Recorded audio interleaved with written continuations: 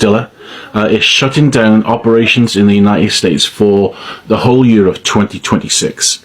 And the reason why they're doing that is because their biggest export market is Canada, and Canada is refusing to buy American liquor in protest of the aggressive nature of the Trump administration. And it's had such a huge knock-on effect on Jim Beam sales that they are cancelling operations for the year of 2026. They will not be making any more liquor this year. Now, people are going to say, well, that's very sad, and, why are Canadians doing this?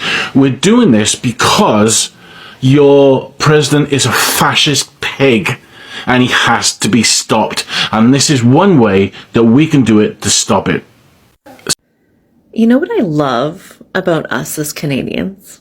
When we do a boycott, we really fucking do the thing. Like, we've been boycotting US products for quite a while now. And a lot of packaging now has like a maple leaf just on the packaging.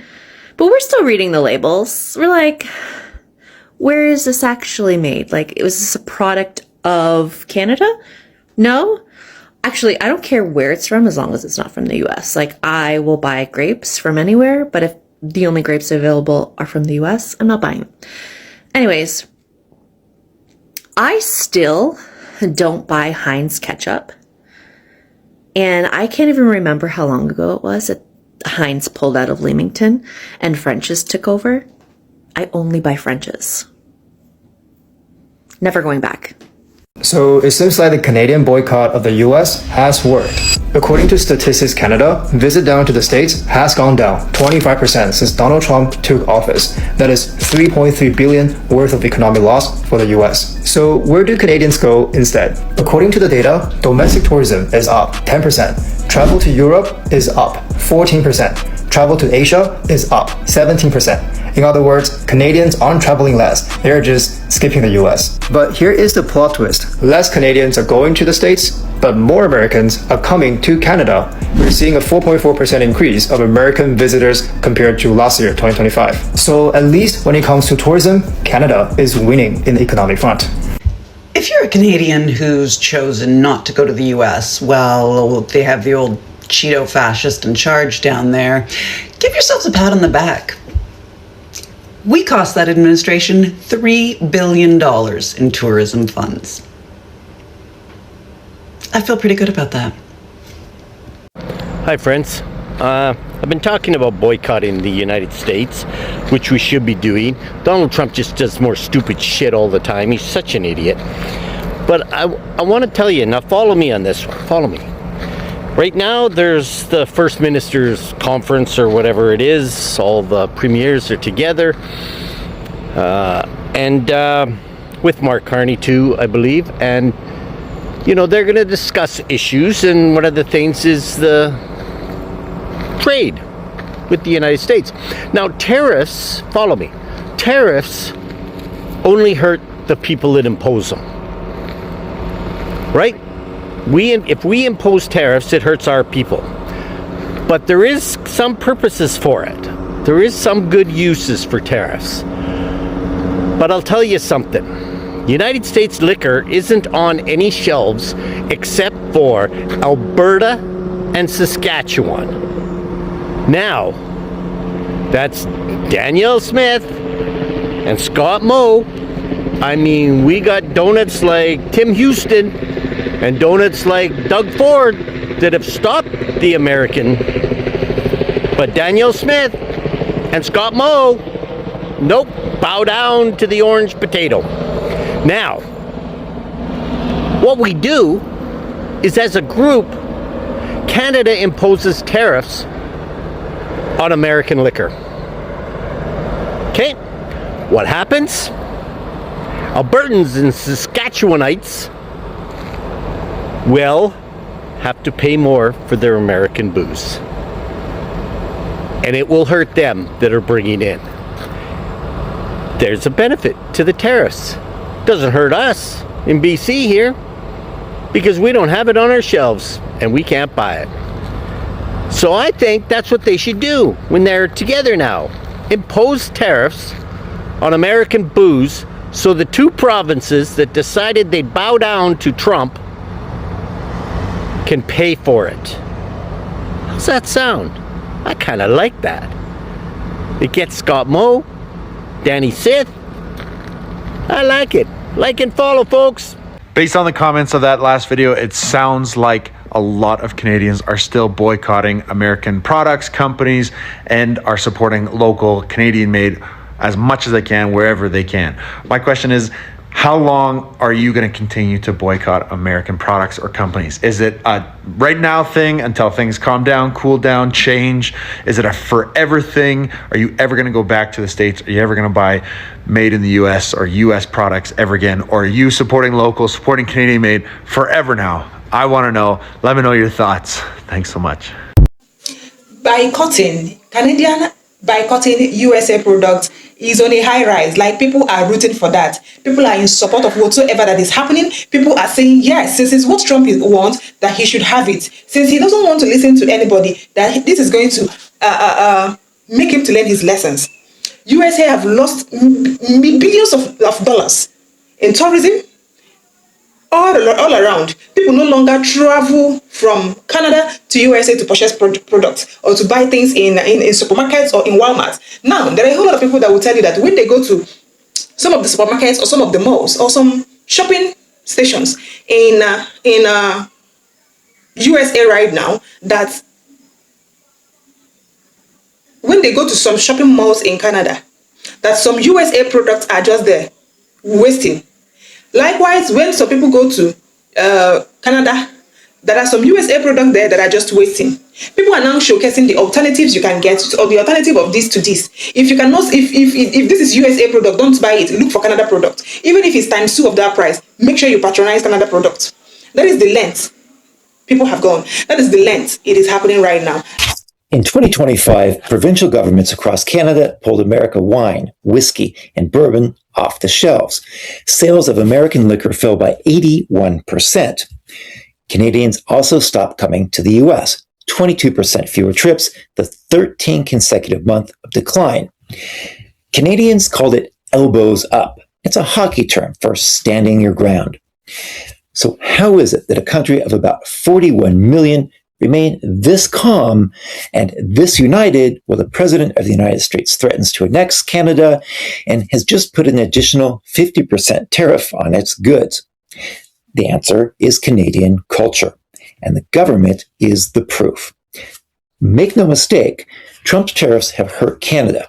Canadian business investment has now fallen for 5 straight quarters because companies cannot plan around an unstable and erratic U.S. president who changes signed agreements every few months. Canada recorded 2 straight quarters of contraction. Economists are still arguing over whether that counts as recession. And Canada is not winning this. It is managing it. And how it manages it is the story. But it is managing the damage in an orderly, planned, and united way. And that is Canada. Like, USA is going to lose a whole lot of money. Are they really ready for this? Are they ready for what is coming? Are they ready for this change of things that is about to kick off?